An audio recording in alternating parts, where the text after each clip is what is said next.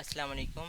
आज हम अपने जो चैप्टर का आगाज़ करेंगे वो nervous coordination second year biology का तीसरा चैप्टर है, नर्वस और केमिकल कोऑर्डिनेशन। इसमें हम जो है वो दो हिस्सों में पार्ट कवर करेंगे, नर्वस कोऑर्डिनेशन और केमिकल कोऑर्डिनेशन, दो अलग अलग हिस्सों में। ये मैं एमटीकेट के हिसाब से आपको पढ़ाऊँगा।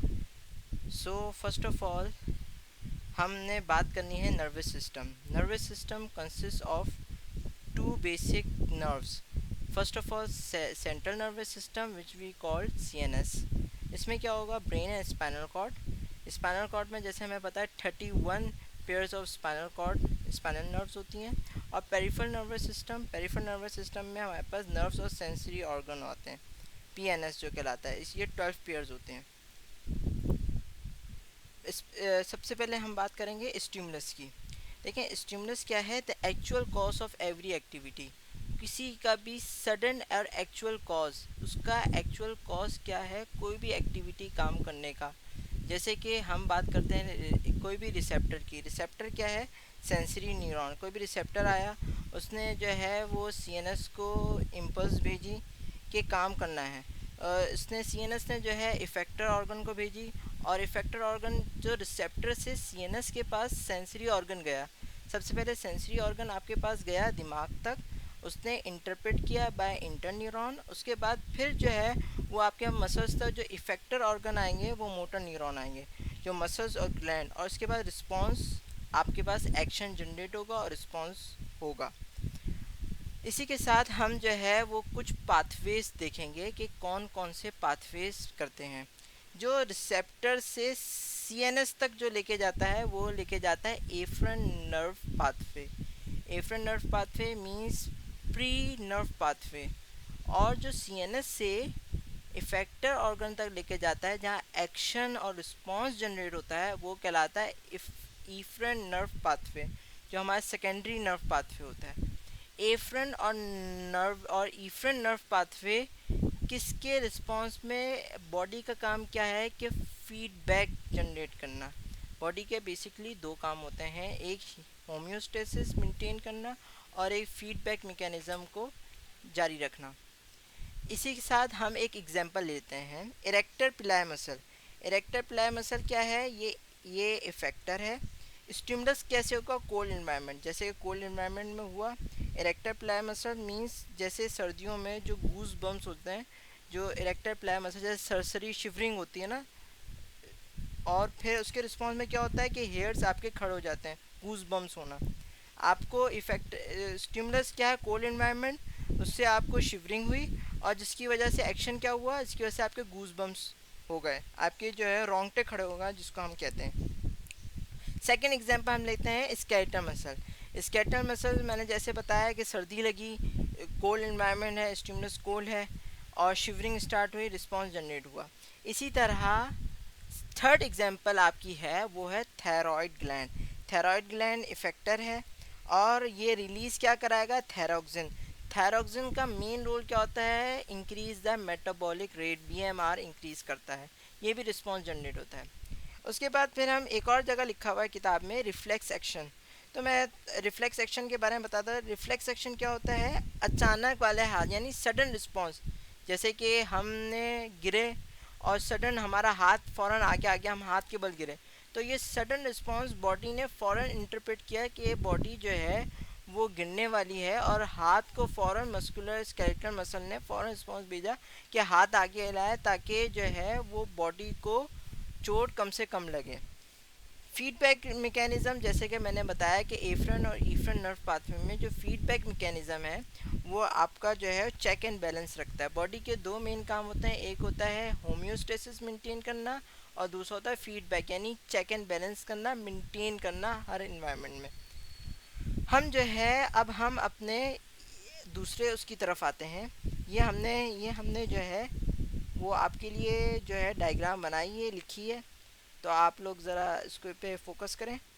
न्यूरॉन्स जो हैं, फर्स्ट ऑफ ऑल न्यूरॉन है क्या।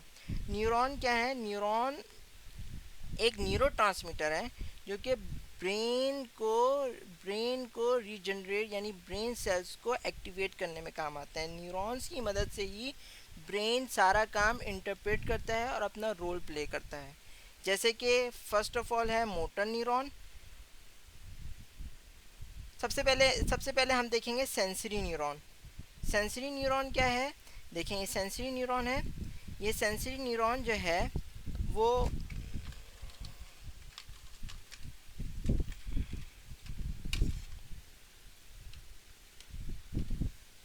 सेंसरी न्यूरॉन, ये देखें ये रिसेप्टर्स हैं, रिसेप्टर सेल हैं। ये रिसेप्टर सेल्स में से पास हुए डेंड्राइट में। डेंड्राइट क्या है, डेंड्राइट एक लॉन्ग बॉडी है। ये हमने आपके लिए डायग्राम बनाई है, आप इस पर ज़रा फोकस करें। ये डेंड्राइट जो है वो लॉन्ग बॉडी है, जिसकी वजह से जो है वो स्टिमुलस पास होगा। उसके बाद सेल बॉडी है। सेल बॉडी के पास क्या एक्सॉन है। तो इससे क्या होगा, सेंसरी न्यूरॉन आपने जो है न्यूरॉन्स की वजह से आपने जो है इंटरप्रेट किया सेंस को, और ये पास हुई और स्टिमुलस पास हुआ डेंड्राइट से, और उसके बाद सेल बॉडी पर एक्सॉन। ये सेंसरी न्यूरॉन लेके जाता है ब्रेन तक, और ब्रेन के पास जो इंटरप्रेट जो करेगा वो करेगा इंटर न्यूरॉन का दूसरा नाम रिले न्यूरॉन भी होता है। सेंसरी न्यूरॉन और मोटर न्यूरॉन जो होते हैं वो माइलिनेटेड न्यूरॉन कहलाते हैं, माइलिन शीट इस पर कवर्ड होती है। और जो इंटर न्यूरॉन जो होते हैं वो नॉन माइलिनेटेड न्यूरॉन कहलाते हैं, जिसको हम रिले न्यूरॉन भी कहते हैं। इसमें क्या होगा, देखें जो धागे धागे टाइप हेयर टाइप स्ट्रक्चर है, ये डेंड्राइट है। ये डेंड्राइट के बाद जो है ये इसकी सेल बॉडी है, और इसमें एक्सॉन होते हैं।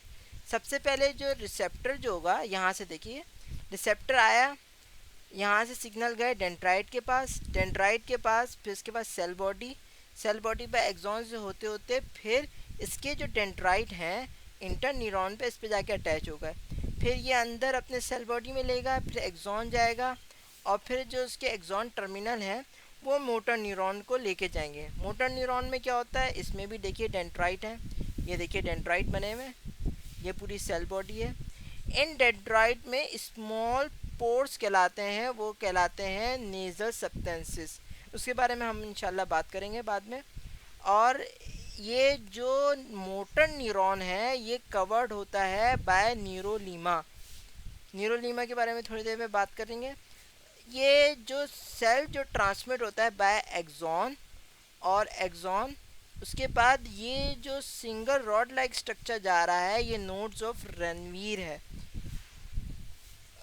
ये जो एक्सॉन है ये भी माइलिन शीट से कवर होता है, और इसके दरमियान एक न्यूक्लियस सेल जो कि फ्यूजन सेल मौजूद होते हैं, वो एक्सॉन टर्मिनल पे भी, वो जो फ्यूजन सेल है वो एंड में जो लेके जाएंगे एक्सॉन टर्मिनल पे, एक्सॉन टर्मिनल में इंटरप्रेट करेगा एक्सोप्लाज्म, और वो जो है वो मसल तक इफेक्टर ऑर्गन भेजेगा, जिसकी वजह से आपका जो मोटर रिस्पॉन्स है वो होगा। जैसे कि किसी ने चुटकी नोची, किसी ने पिंच किया आपके हाथ पे, तो सेंसरी न्यूरॉन गए, सेंसरी न्यूरॉन रिसेप्टर पे जाके अटैच हुए, फिर डेंड्राइट तक सिग्नल भेजा, फिर सेल बॉडी ने उसको आगे पास किया एक्सॉन तक।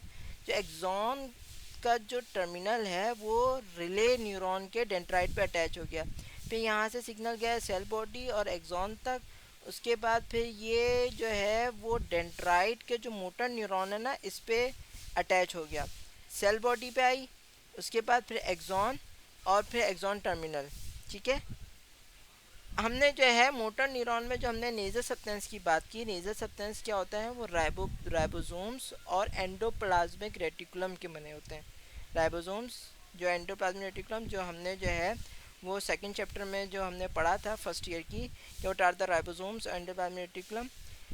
उसके बाद ये जो न्यूरोफिब्रिल्स जो हमने बताया था, न्यूरोफिब्रिल्स ये जो इंटर न्यूरॉन के जो सेंटर में इनसाइड द साइटोप्लाज्म जो मौजूद होता है, इंटर न्यूरॉन का साइटोप्लाज्म, उसको न्यूरोफिब्रिल्स कहते हैं। न्यूरोफिब्रिल्स में क्या होता है, माइटोकॉन्ड्रिया होता है और गोल्जी अपरेटस होता है। माइलिन शीट क्या होता है, myelin sheath it is a lipid like molecule which act as a insulating material.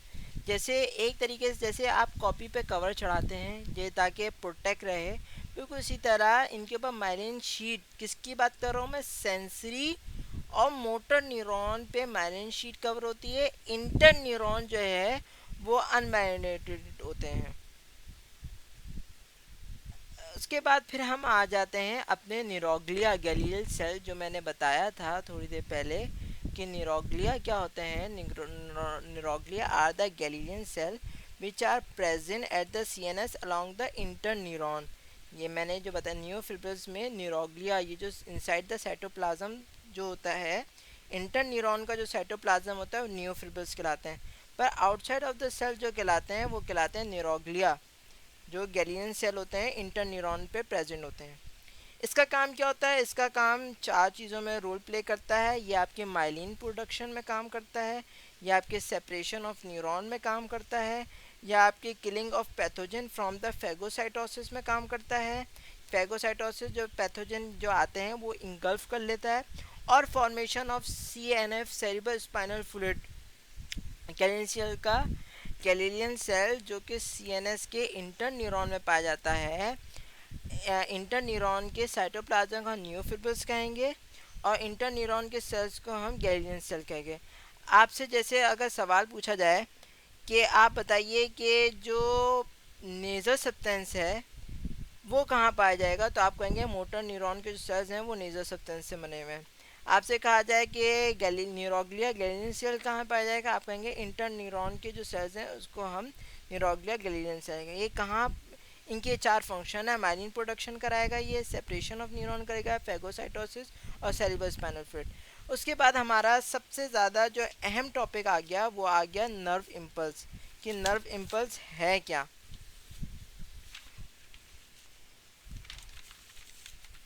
देखिए नर्व इम्पल्स क्या है? It is a electrochemical signal which is generated from the neuron.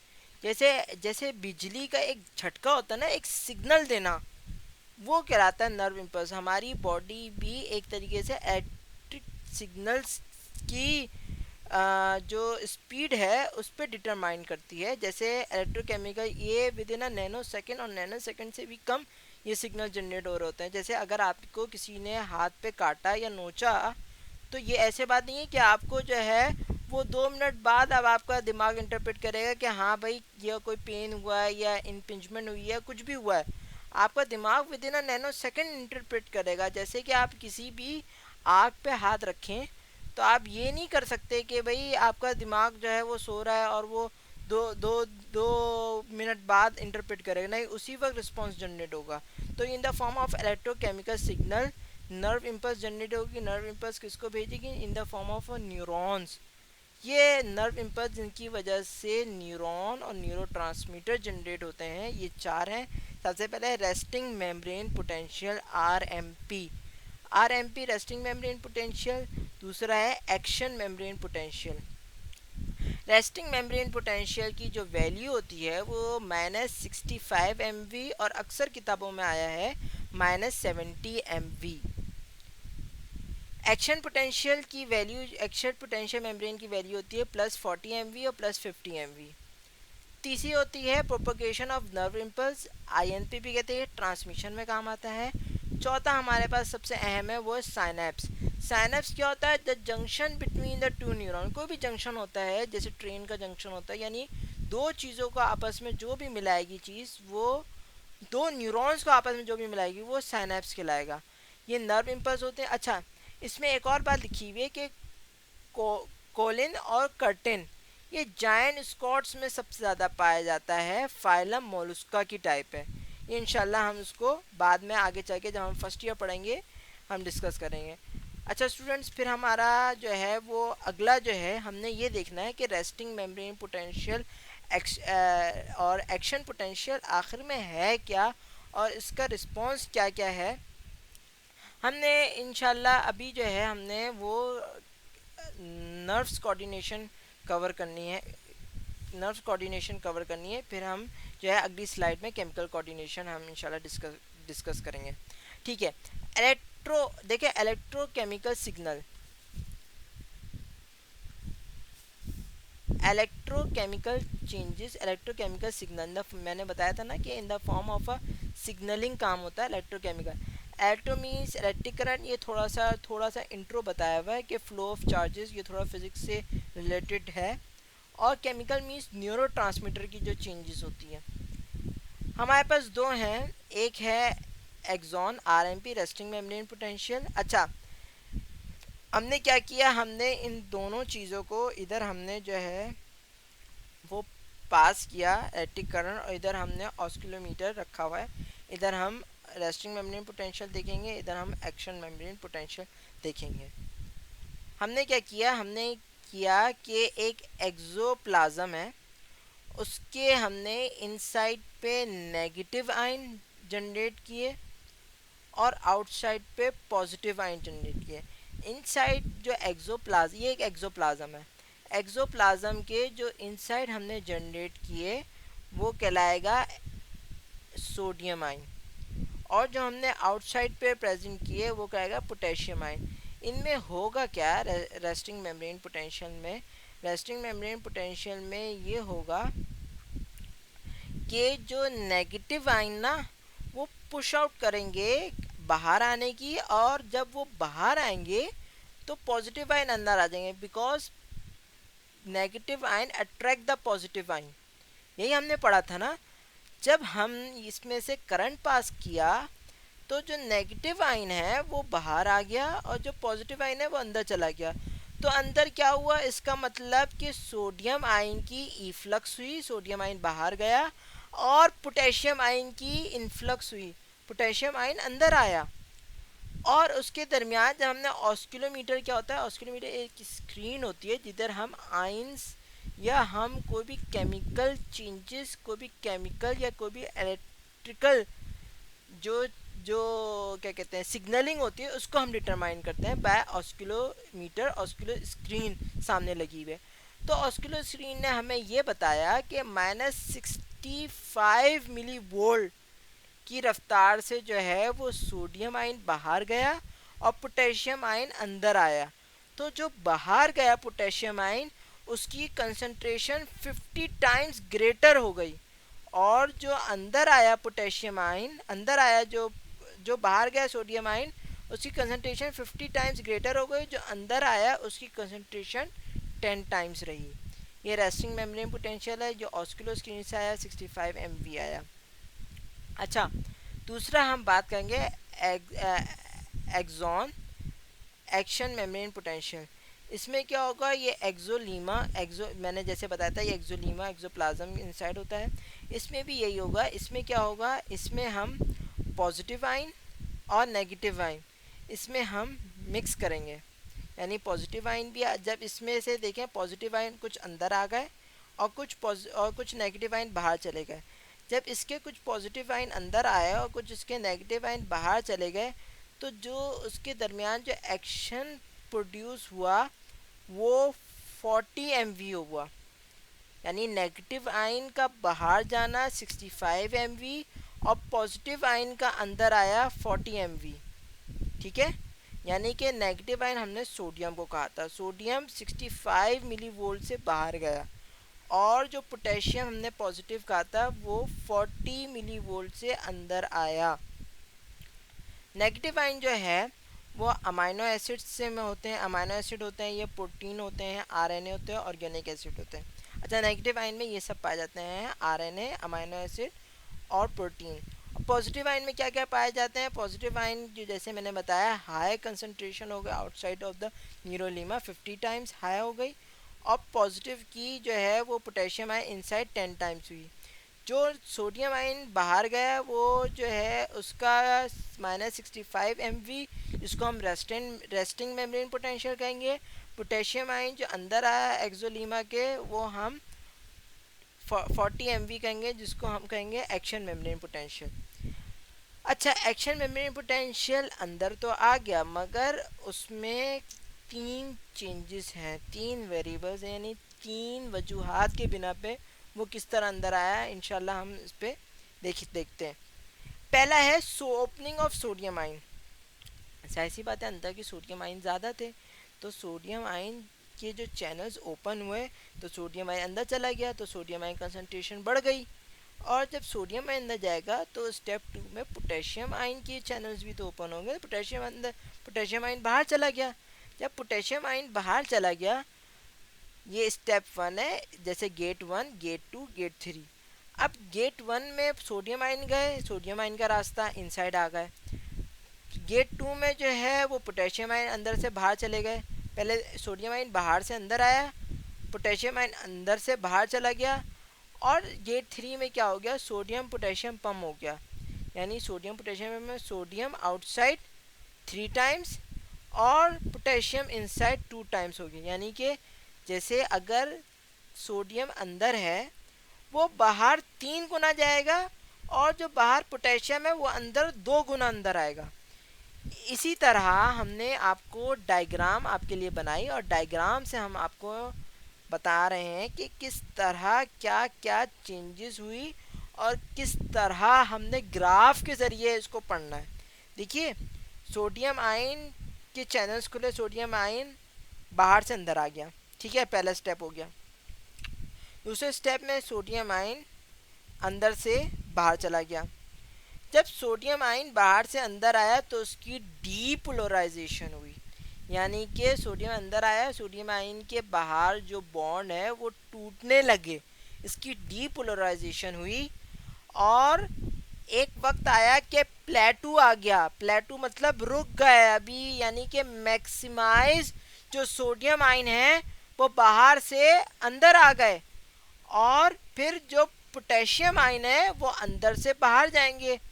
जो sodium ion बाहर से अंदर आए वो 3 गुना आए थे, और जो पोटेशियम आयन अंदर से बाहर जाएंगे वो 2 गुना जाएंगे। तो पोटेशियम आयन जो अंदर आएंगे वो 2 गुना जो आएंगे, तो पोटेशियम आयन की रीपोलराइजेशन यानी कि दोबारा उसकी डेवलपमेंट होना शुरू हो गई। स्टेप 3 में ये हमने ग्राफ के थ्रू समझा। आपने स्टेप 1 समझा कि सोडियम आयन बाहर से अंदर आए, पोटेशियम आयन अंदर से बाहर गए, और तीसरा जो है सोडियम पोटेशियम पंप, यानी सोडियम आयन लगा तो सोडियम पोटेशियम पंप है, और ये पंप खुला, इसके जो कैरियर प्रोटीन है वो अंदर आ गए।